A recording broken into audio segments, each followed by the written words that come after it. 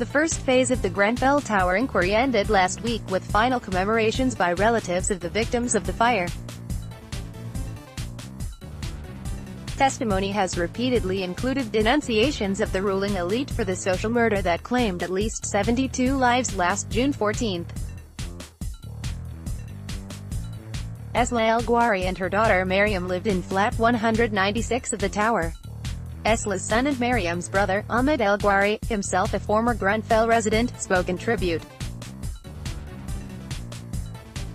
Ahmed highlighted the catastrophic implications of the use of flammable cladding during a cosmetic refurbishment carried out by the management body of the Royal Borough of Kensington and Chelsea (RBKC) Council, and changes made to the surrounding areas restricting vehicular access to the tower. After being alerted to the fire and speaking to Mariem, Ahmed told her he was on his way.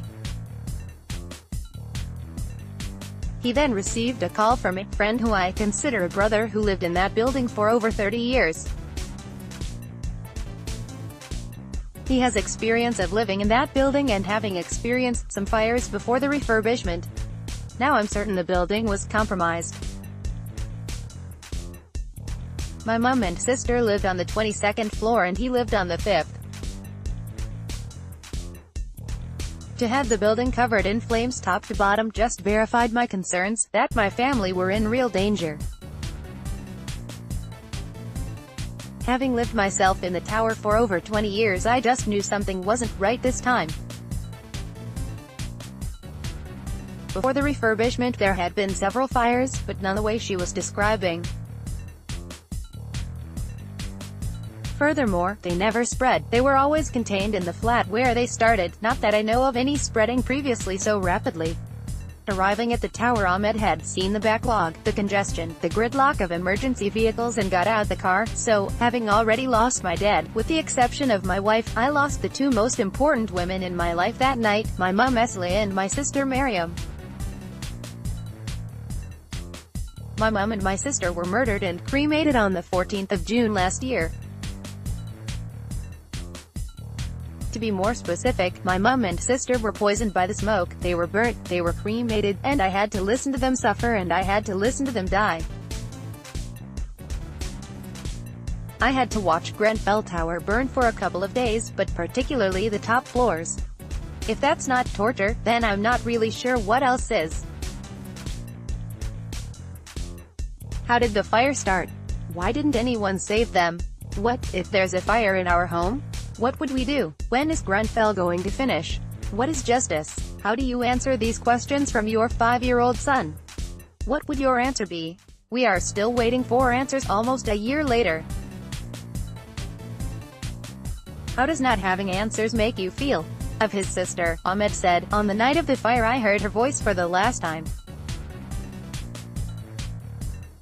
Today Mariem has no voice, now I am her voice, now I am voicing my concerns for safer homes across the country to ensure we don't have another Grenfell or another Lakanal fire. We've been here before. Let's not kid ourselves. This is a lot bigger than just getting justice for me, whatever that may be. It is about accountability and addressing institutional failings.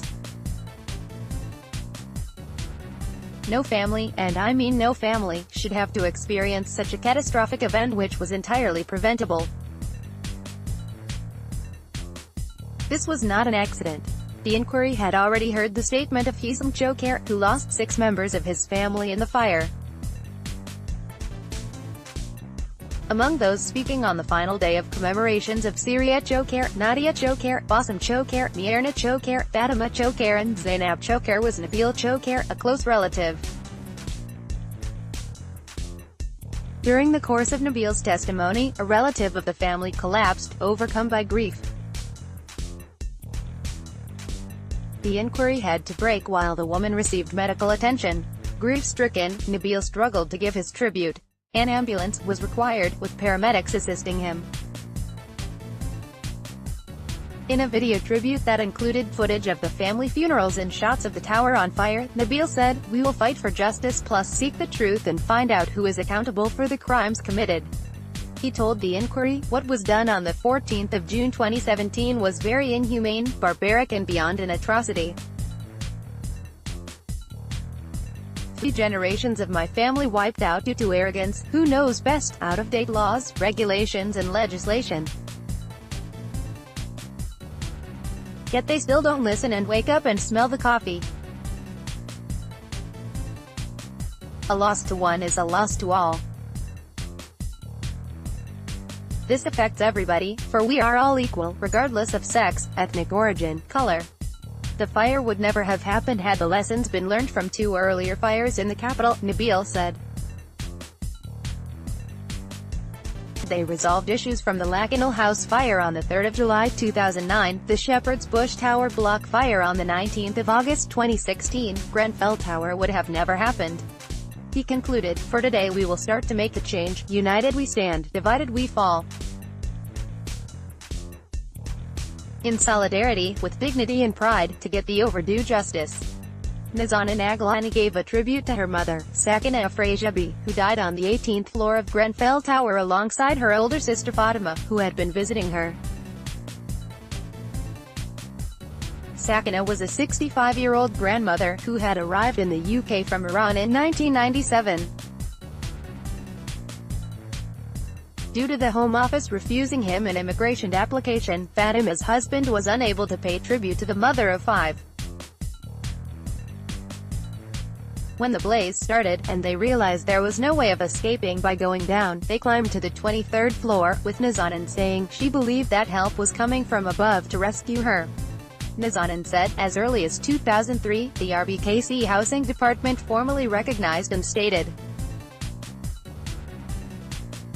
that, due to my mum's disability and deteriorating health, she should not be housed in a lifted property above a 4th floor. After being refused many suitable properties, after 16 years of waiting, she was rehoused in 2016 into flat 151 on the 18th floor of Grenfell Tower.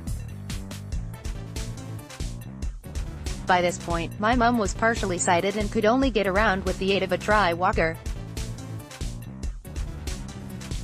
The move to Grenfell was out of desperation and pressure from the council. She was to take Grenfell Tower or to be suspended from allocations for 1 year. Our mum lost her life not only to the fire that night but to the corporate negligence by the very people who were to ensure her safety, the very people who said years before that she was not to be housed above the 4th floor of a lifted building. She couldn't go down 18 floors of stairs on a good day, let alone in a fire.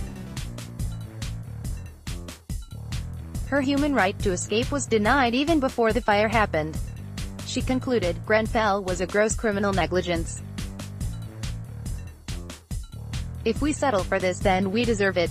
The author also recommends, testimony to Grenfell fire inquiry paints devastating picture of social murder. The 24th of May 2018, Lakanal House, prelude to the Grenfell Tower Inferno, Part 1. The 16th of September 2017, Lakanal